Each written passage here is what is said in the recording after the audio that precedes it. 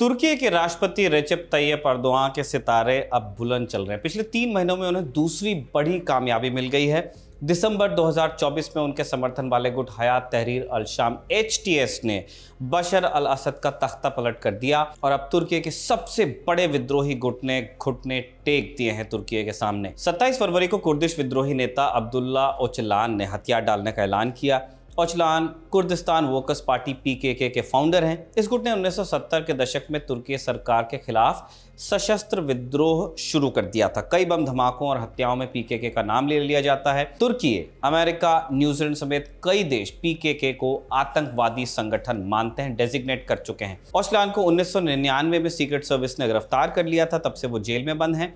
उन्हें मौत की सजा सुनाई गई थी। बाद में मौत की सजा को उम्र कैद में बदला गया, मगर इससे PKK की गतिविधियों पर कोई खास फर्क नहीं पड़ा। उसने सरकार के खिलाफ लड़ाई जारी रखी, लेकिन 27 फरवरी को कहानी बदल गई जब ओचलान ने जेल से चिट्ठी जारी कर लड़ाई को खत्म करने को कहा। इसी के साथ स्वतंत्र कुर्दिस्तान की मांग अब ठंडे बस्ते में जाती दिख रही है। कुर्दिस्तान का पूरा मामला क्या है, PKK तुर्की की दुखती रग क्यों है और क्या ओचलान की अपील का असर हो सकता है, आज हम इसी पर विस्तार से बात करने वाले हैं। ये खबरगाह है। नमस्कार, स्वीकार कीजिए निखिल का आप हमारा डेली इंटरनेशनल बुलेटिन राजदूत देख रहे हैं।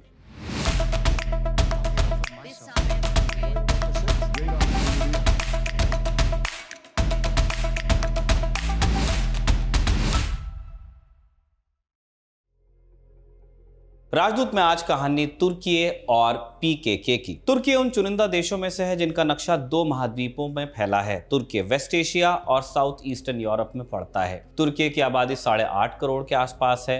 राजधानी इसकी अंकारा है, लेकिन मुख्य शहर है इस्तांबुल, कॉन्स्टेंटिनोपल। एरिया की बात करते हैं तो तुर्की में लगभग 8 लाख वर्ग किलोमीटर का इलाका है। राजस्थान, मध्य प्रदेश और छत्तीसगढ़ को मिलाकर जितनी जमीन होती है लगभग उतने में तुर्की है। तुर्की का किनारा 3 समंदरों से मिलता है, ब्लैक सी, एजियन सी और मेडिटेरेनियन सी। इसकी ज़मीन की जो सीमा है 8 देशों से लगती है, Bulgaria, Greece, Georgia, Armenia, Iran, Azerbaijan, Iraq और सीरिया।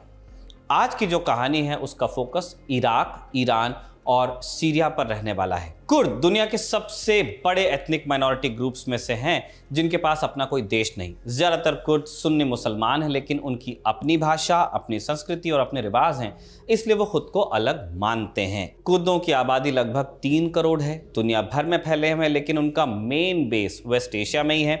सदियों तक विदेशी हमलावरों का सामना उन्होंने किया है। कई बार उन्हें गुलाम बनाने की कोशिश हुई है, लेकिन उन्होंने किसी तरह खुद को बचाए रखा। ऑटोमन रूल में भी उनके इलाकों पर फुल कंट्रोल नहीं हो पाया, इसलिए एर्दोआन की सफलता को बहुत बड़ा बताया जा रहा है।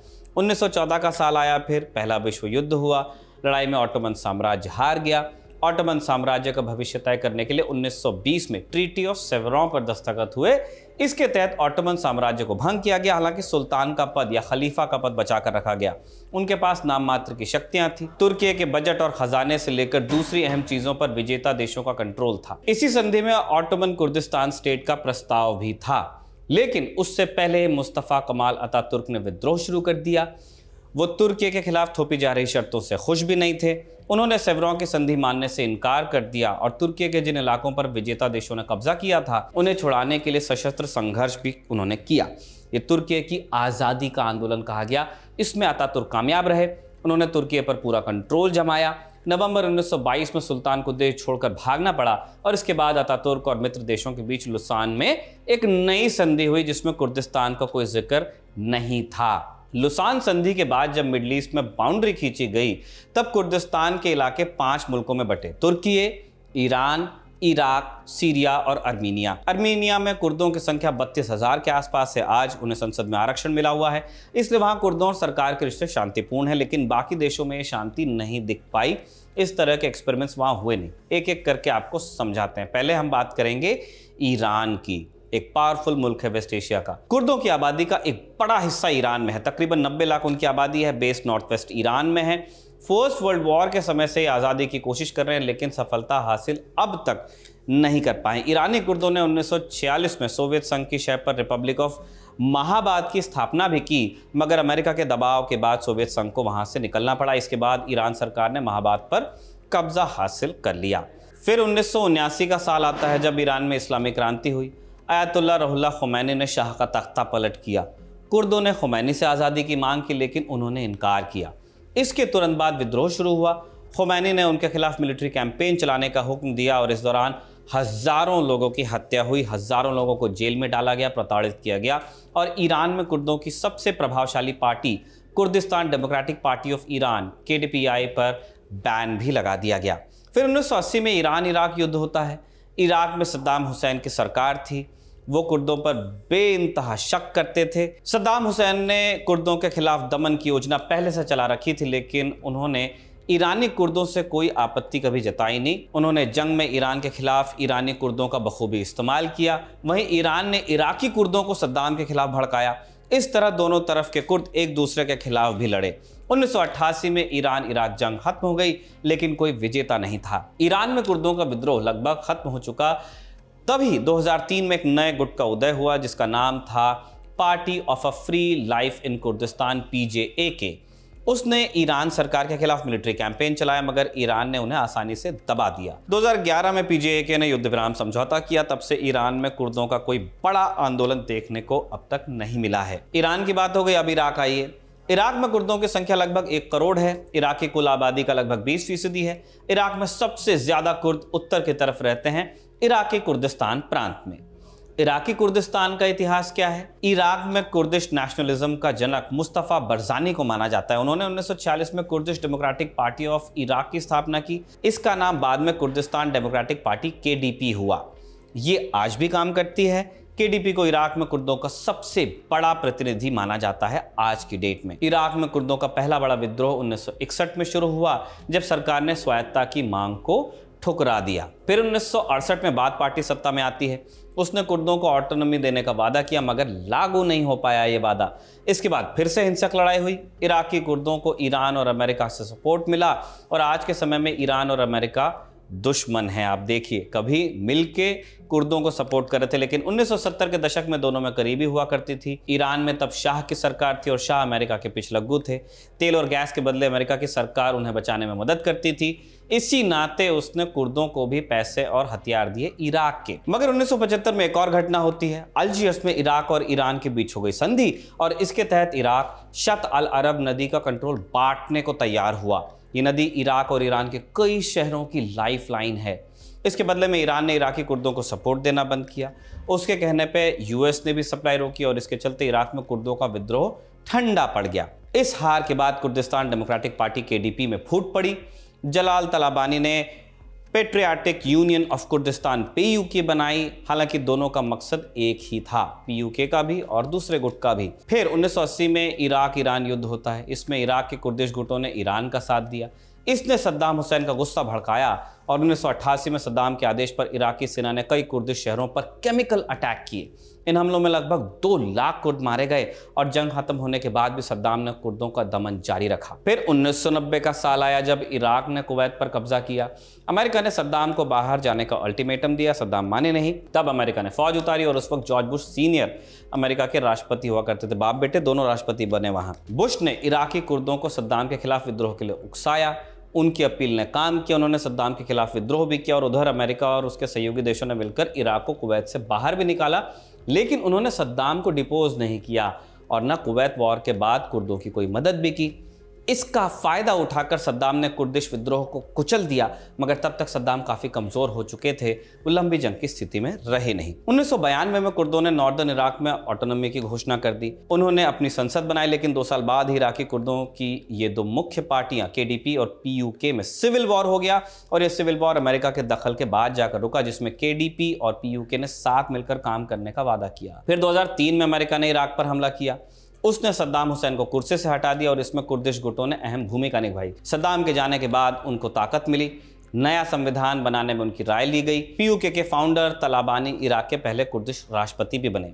सद्दाम के बाद हुए चुनाव में कुर्दिश पार्टियों ने हिस्सा लिया। उन्हें यूनिटी गवर्नमेंट में शामिल होने का मौका मिला। कुर्दिस्तान रीजनल गवर्नमेंट KRG की स्वायत्तता बरकरार रही और यह स्वायत्तता को आज़ादी में बदलने की कोशिश कर रहे हैं। 2017 में उन्होंने जनमत संग्रह भी कराया, मगर इराक सरकार ने इसे माना नहीं। इराकी कुर्दिस्तान पर तुर्की और ईरान के विद्रोही गुटों को पनाह देने का इल्जाम लगता है। इसी को आधार बनाकर ईरान और तुर्की इराक में कुर्दों के ठिकानों पर हवाई हमले करते हैं। अब आइए आप सीरिया। सीरिया में कुर्द आबादी लगभग 20 लाख है। पूरे इलाके में सबसे खराब हालत आज सीरिया के कुर्दों की ही है। 1962 में सीरिया में एक जनगणना हुई। जो कुर्द 1945 से पहले सीरिया में रहने के सबूत नहीं दे पाए, उनकी नागरिकता छीन ली गई, उन्हें वोटिंग का अधिकार नहीं दिया गया, वो बाहर नहीं जा सकते थे, प्रॉपर्टी नहीं ले सकते थे, ना बिजनेस कर सकते थे, लीगली शादी करने का अधिकार भी उनके पास नहीं रहा। फिर 1970 में हाफिज अल असद राष्ट्रपति बनते हैं सीरिया के, बशर अल असद के पिता। उन्होंने तुर्की के साथ बॉर्डर पर अरब बेल्ट की स्थापना की। इसका मकसद कुर्दिश विद्रोह को दबाना था, लेकिन उन्हें पूरी तरह खत्म नहीं किया जा सका। फिर 1980 के दशक में सीरिया और तुर्की के बीच झगड़ा ही हो गया। तब असद ने तुर्की के कुर्दिश गुटों को भड़काया और उनके नेताओं को अपने यहाँ शरण दी। वो सीरिया से तुर्की के खिलाफ गुरिल्ला लड़ाई करते रहे। तुर्की से नाराज होकर हमले की धमकी दी गई। तब असद ने सपोर्ट बंद कर दिया और तुर्की के कुर्दिश नेताओं को बाहर निकाला। 2011 में इसमें एक नया मोड़ आया। मिडिल ईस्ट में अरब क्रांति की शुरुआत हुई। इसका असर सीरिया में भी दिखा। वहां बशर अल असद के खिलाफ विद्रोह हुआ। जब असद पर दबाव बढ़ा, उन्होंने कुछ कुर्दों को नागरिकता देने का ऐलान किया, लेकिन ये नाकाफी रहा। जल्द ही सीरिया में सिविल वॉर शुरू हो गया। कुर्दिश गुटों ने उत्तरी सीरिया के इलाकों में ऑटोनॉमी घोषित कर दी। वो सीरिया सरकार के खिलाफ खड़े हुए। फिर इस्लामिक स्टेट आया, तब उसके खिलाफ भी जंग लड़ी। इस्लामिक स्टेट के खिलाफ लड़ाई में अमेरिका समेत कई देशों ने कुर्दिश गुटों की मदद ली, पर उनकी मदद से इस्लामिक स्टेट को हरा ही दिया गया। लेकिन इसके बाद अमेरिका ने सीरिया के कुर्दों को अकेला छोड़ दिया।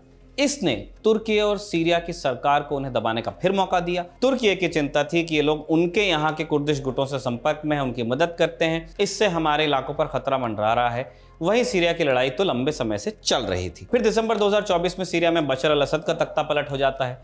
तुर्की के समर्थन वाला गुट HTS सत्ता में आता है, जिसके चलते सीरियन कुर्द की नियति अधर में लटक गई है। अब हालांकि सीरिया में कुर्दों का विद्रोह अब भी चल रहा है। इसका नेतृत्व सीरियन डेमोक्रेटिक फोर्सेस SDF के पास है। लास्ट में हम आएंगे तुर्की, जहां में रहना भी है ज्यादा टाइम। सबसे ज्यादा कुर्द तुर्की में है, तुर्की में माफ कीजिए। लगभग 1.5 करोड़ इनकी संख्या है। मुल्क की आबादी का लगभग 20% है। जैसा हमने आपको पहले बता दिया, फर्स्ट वर्ल्ड वॉर के बाद कुर्दों के लिए अलग मुल्क बनाने की बात हुई, मगर अतातुर्क ने इस मांग को खारिज कर दिया और इसके चलते तुर्की में कुर्दों का गुस्सा पनपता ही रहा। इस गुस्से का पहला बड़ा असर 1970 के दशक में देखने को मिला, जब अब्दुल्ला ओचलान ने कुर्दिस्तान वर्कर्स पार्टी PKK की स्थापना की। PKK कुर्दों का सबसे प्रभावशाली गुट है। इसका संपर्क सीरिया, इराक और ईरान के कुर्दिश गुटों से है। PKK ने तुर्की के साउथ ईस्ट में आजाद कुर्दिस्तान बनाने के लिए आंदोलन किया, लेकिन शुरुआत में उसे गंभीरता से लिया नहीं गया। 1980 के दशक में उन्होंने रास्ता बदला। PKK ने हिंसा का रास्ता चुना। सरकारी इमारतें, सेना के ठिकानों और पब्लिक प्लेसेस पर हमले किए। इसके चलते तुर्की सरकार के साथ सीधी जंग हुई। तुर्की ने PKK को आतंकवादी संगठन घोषित कर दिया। फिर उसी हिसाब से जवाबी कार्रवाई शुरू की। PKK और तुर्की के बीच लड़ाई में 40,000 से ज्यादा लोग मारे जा चुके हैं। इनमें ज्यादातर कुर्द ही हैं। इस बीच 1999 में अब्दुल्ला ओचलान पकड़े जाते हैं। उन्हें केन्या की राजधानी नायरोबी में अरेस्ट किया गया, अबडक्ट किया गया, जो भी आप कहिए। इसमें अमेरिका ने मदद की थी। ओचलान पर देशद्रोह, आतंकवाद और अलगाववाद का मुकदमा चला। उन्हें मौत की सजा सुनाई गई और बाद में इसे उम्र कैद में बदला गया। ओचलान की गिरफ्तारी के बाद PKK ने संघर्ष विराम घोषित किया, मगर 2004 में उन्होंने फिर से हथियार उठाए। हिंसा और दमन का एक और दौर शुरू हुआ। इस बीच सरकार कुर्दों को मुख्य धारा में शामिल करने की पहल करती है। 2009 में सरकार ने जेल के अंदर ही ओचलान के साथ बातचीत शुरू की। साथ ही साथ फौज ने PKK के खिलाफ लड़ाई भी जारी रखी, जिसके चलते तुर्की के अंदर उनका बेस कमजोर होता गया।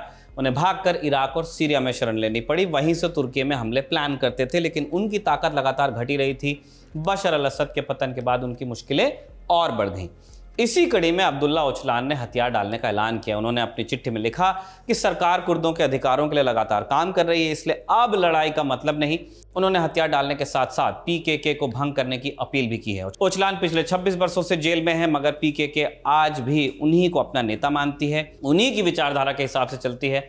जानकारों का मानना है कि PKK के अंदर उनकी बात शायद ही टाली जाए। ओचलान का ऐलान का तुर्की और मिडिल ईस्ट पर क्या असर पड़ सकता है, अब इस पे आइए। पहला बिंदु तो यह है कि ओचलान ने अपनी चिट्ठी में लिखा है कि तुर्की की सरकार कुर्दों के अधिकारों के लिए काम करे, लेकिन सच्चाई ये भी है कि राष्ट्रपति अर्दोआन ने सैकड़ों कुर्द नेताओं को जेल में डाला है, कुर्द अधिकारियों को उनके पदों से हटाया है। अब यह साफ नहीं कि ओचलान को किन शर्तों पर बनाया गया, इसलिए कुर्दों की नियति अधर में है। उनकी मांगों का क्या होगा, अभी स्थिति स्पष्ट नहीं है। दूसरा बिंदु यह है कि तुर्की में बहुत सारे लोग PKK से नफरत करते हैं। वो ओचलान के ऐलान के बावजूद उनके साथ रिश्ते का समर्थन नहीं करेंगे। इसके चलते इंटरनल कॉन्फ्लिक्ट बढ़ने की आशंका है। तीसरा बिंदु ये कि तुर्की के लिए बहुत बड़ा मौका ये बनकर आया है। उसके पास मिडिल ईस्ट में सबसे ताकतवर पार्टी बनने का अवसर भी है। क्योंकि पीकेके के हथियार डालते ही उसकी सबसे बड़ी मुसीबत टल गई है। मिडिल ईस्ट के पावर डायनामिक्स में तुर्की को ईरान से चुनौती मिल रही थी। असद के पतन के बाद ईरान की साख घटी है, जबकि तुर्की किंग मेकर बनकर उभरा है। अगर वो पीकेके का विद्रोह खत्म कराने में सफल रहा तो उसकी छवि और मजबूत होगी और ये तुर्की के राष्ट्रपति रजब तैयब के मुस्लिम उम्मा का जो लीडर बनने का उनका सपना है, उस दिशा में एक और कदम हो सकता है। आज के लिए बस इतना ही। इसी के साथ अभिषेक का लिखा और इरशाद का रिकॉर्ड किया राजदूत समाप्त होता है। खबरगांव को लाइक, शेयर और सब्सक्राइब करते रहिए। अगले हफ्ते आपसे फिर मुलाकात होगी, ऐसी उम्मीद के साथ विदा ले रहे हैं। शुक्रिया, शुभ रात्रि।